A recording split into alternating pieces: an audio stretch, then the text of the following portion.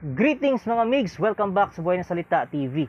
Sa ngayon, ang pag-uusapan natin ay ang simbolismo sa imahe ng San Benito na medalyon. Kasi maraming nagchat-chat sa akin at nagtatanong kung anong mga ibig sabihin ng mga naka-imprenta dyan sa imahe ng nasa likod ng San Benito. Anyway mga migs, ang harap po ng San Benito ay yung cross. Yan ang dapat nakikita ng mga tao. O pwede nyo itago, basta yan yung harap.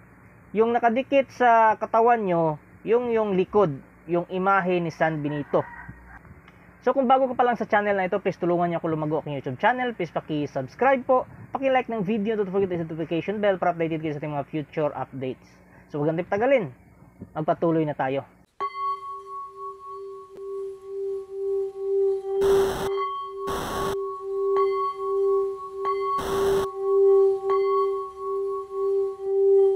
Alam nyo kasi mga migs, may isang antingero na mali yung turo.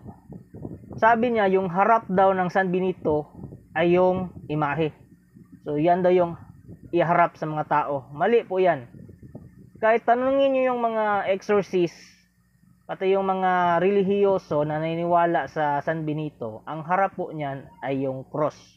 So kung sino man yung antingero na yon, kayo ng maestro mo, ang sarap nyong pag-untugin. Pareho kayong bobo.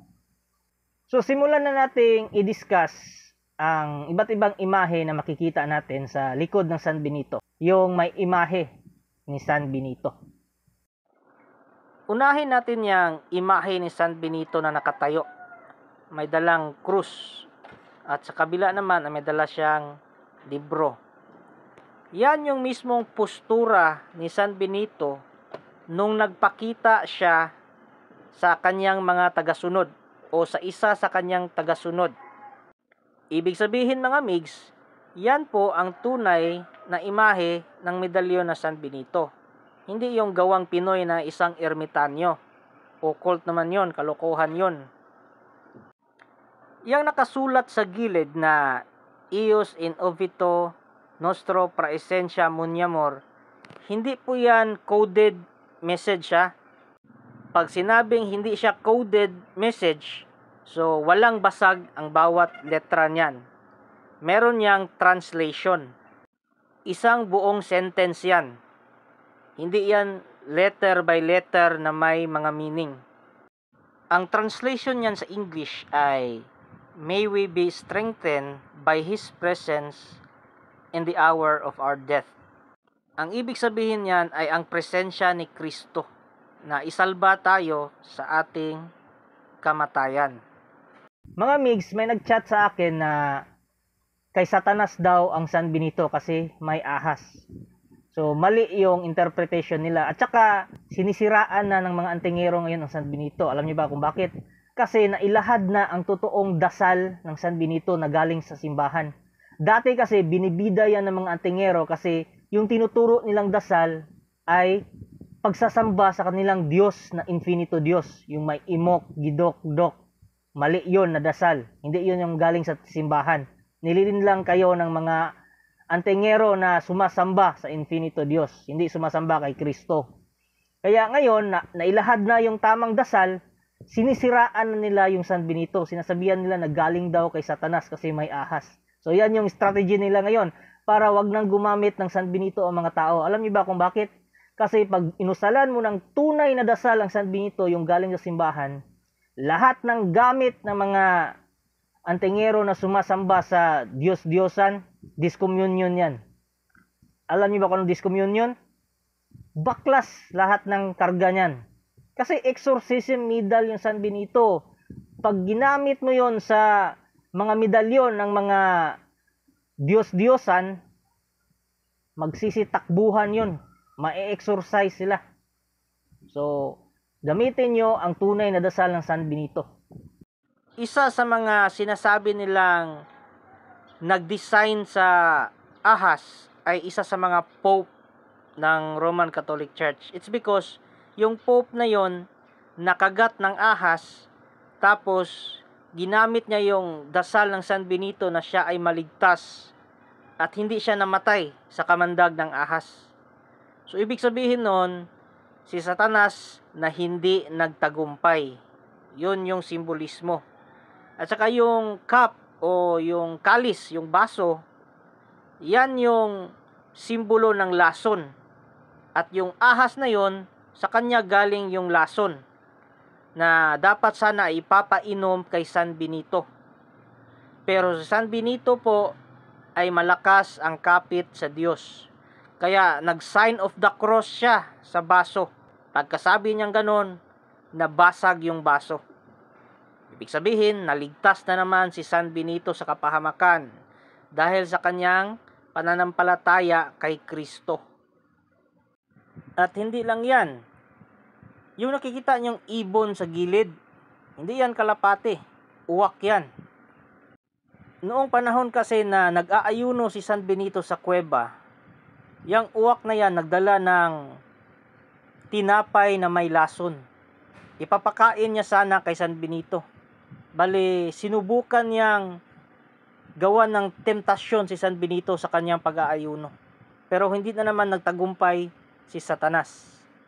At yung hawak niyang libro, yan yung mga kasulatan o rules and regulation sa kanyang monasteryo. Yung nakasulat sa baba na CXSM Casino, ibig sabihin yan Mountain of Casino, na doon nakuha yung impormasyon tungkol sa mahimalang medalyon ni San Benito. Kasi doon tinago ng mga monghe yung kasulatan dyan. At yan naman nakasulat sa baba na MDCCCLXXX.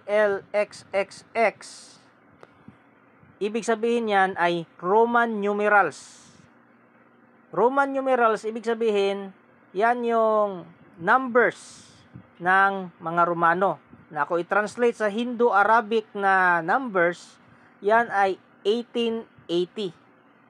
Ibig sabihin, yun yung unang paggawa o paglimbag sa medalyon. Pero anong ginawa ng mga bugok ng okultista? Yung MDCCCLXXX, ginawa nila ng basag. May mga kyukumoks, sumoks, ganun na. Mga lamoks na. Mga bobo kasi mga yon, hindi yon nakapag-aral. Hindi nila alam yung translation from Roman numerals into Hindu-Arabic. Yung Hindu-Arabic, yan yung ginagamit natin na yun, na 1, 2, 3, 4, 5, ganyan. Yung mga nagmamagaling ng mga entingero dati, hindi nila alam yung translation ng Roman numerals, kaya ginawa nila ng basag. So, nag-imbento sila ng mga salita.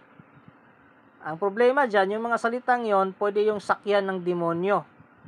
Para isipin nila, uy, mahimala pala ang nagawa kong salita.